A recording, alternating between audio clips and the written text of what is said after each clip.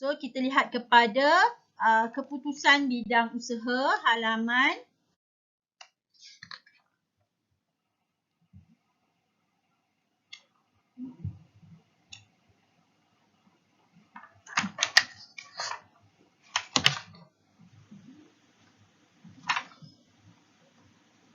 halaman 207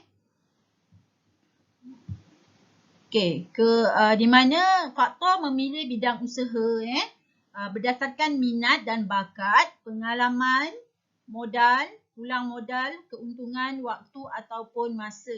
Okey.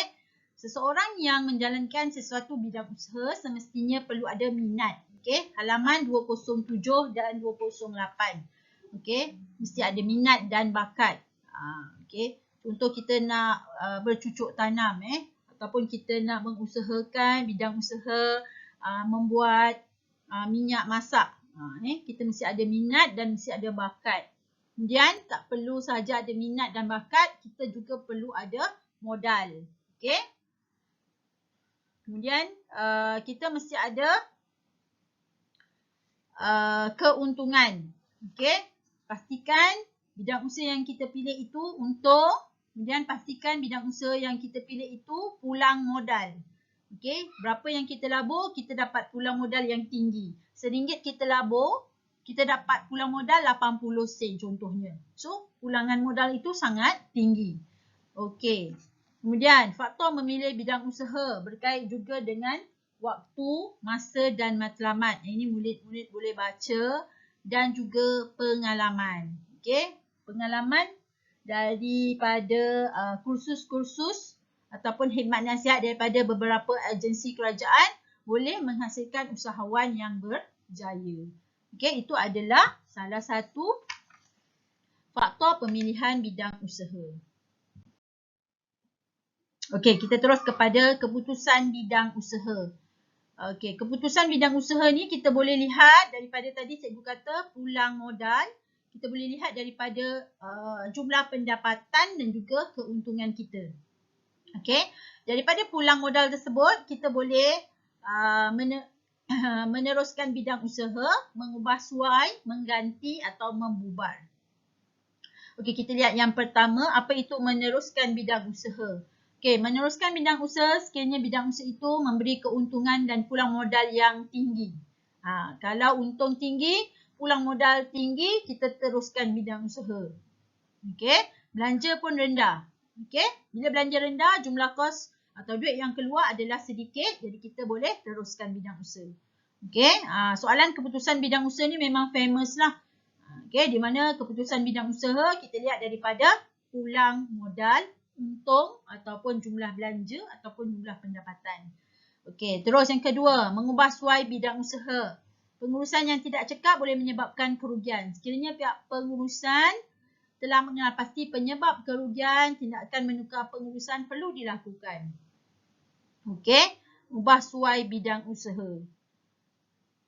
Okey, yang ketiga, mengganti. Jika bidang usaha tidak menguntungkan, berlaku persaingan yang sengit, sukar mendapatkan bekalan bahan input. Okey, kemudian sukar untuk memasarkan hasil. Ini kita perlu ganti dengan bidang usaha yang lebih baik. Okey, lebih kurang sama ubah suai, ganti. Kalau ubah suai ni kita tukar pekerja. Pekerja yang mungkin lebih rajin, pekerja yang mungkin fokus dalam pekerjaan mereka supaya bidang usaha kita itu boleh mendatangkan keuntungan yang lumayan. Kalau ganti ni dia lebih kepada kerugian, persaingan, sukar mendapatkan bahan mentah. Okey, yang keempat, keputusan bidang usaha iaitu membubarkan bidang usaha. Okey, bubarkan bidang usaha sebab rugi. Setiap bulan tak pernah untung, sentiasa rugi. Okey, jadi kita tak naklah risiko kerugian itu ditanggung selamanya, maka kita bubarkan bidang usaha dan kita cuba bidang usaha yang lain. Jadi murid-murid kena faham untuk tajuk keputusan bidang usaha ni, dia berdasarkan kepada pulang modal, keuntungan, jumlah perbelanjaan. Okey, sama ada menerus, membubar, mengubah suai dan mengganti. So benda ni 4 ni kena faham dan hafalkan. Boleh ya? Okey. Dan refleksi untuk tajuk ini. So mula-mula sekali tadi kita belajar tentang modal. Di mana modal kita boleh dapat daripada duit sendiri, simpanan, pinjaman kerajaan, bantuan, pinjaman bank. Okey. Kemudian kita kira modal per awal, modal akhir. Kemudian kita kira kos tetap, kos berubah, ambilan. Okey. Ini semua tadi berdasarkan kepada contoh pengiraan belanjawan. Kemudian kita belajar dokumen. Ada 3 jenis dokumen. Dokumen sebelum, semasa dan selepas. Kemudian kita belajar yang ketiga, jumlah perbelanjaan. Anggaran pendapatan, jumlah perbelanjaan. Ini kita lihat daripada belanjawan ladang.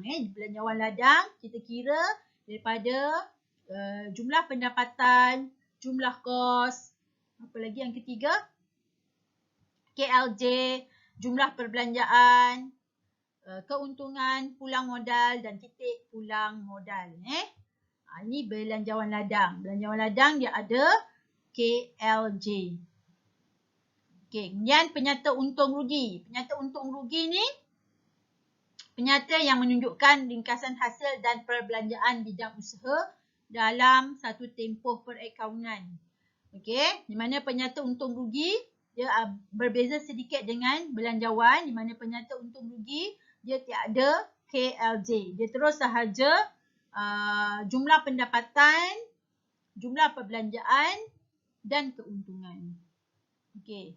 Seterusnya kita belajar tentang pengiraan pulang modal dan titik pulang modal. Titik pulang modal sama ada daripada kaedah pengiraan ataupun daripada graf. Okey, di mana atas daripada titik persilangan titik pulang modal bermaksud untung, bawah daripada titik persilangan titik pulang modal ialah rugi. Dan yang terakhir ialah keputusan bidang usaha, iaitu kita memilih bidang usaha berdasarkan minat, bakat, modal, pulang modal, untung, waktu dan pengalaman. Di mana dalam membuat keputusan bidang usaha iaitu menerus, membubar, mengubah suai dan mengganti, kita lihat kepada pulang modal, okey, keuntungan dan jumlah pendapatan. Jumlah belanja pun kadang-kadang kita boleh lihat juga. Sama ada kita nak menerus, membubar, mengubah suai ataupun mengganti. Contohnya kalau jumlah belanja terlalu tinggi. Okey, bila jumlah belanja tinggi, maka pendapatan kita akan jadi rendah, untung kita juga akan jadi rendah. Okey, jadi bila jumlah belanja tinggi, pendapatan rendah, untung rendah, maka kita boleh membubarkan bidang usaha. Okey, waktu tu terlalu banyak sangat persaingan. Semua orang jual ayam cucuk kawasan tu, semua orang jual burger. Jadi kita terlalu banyak persaingan di situ. Jadi kita ubah suai kepada bidang usaha yang lain. Okey? Boleh murid-murid untuk tajuk yang terakhir ini iaitu pengurusan keuangan. Unit 2.5. Okey? Terima kasih.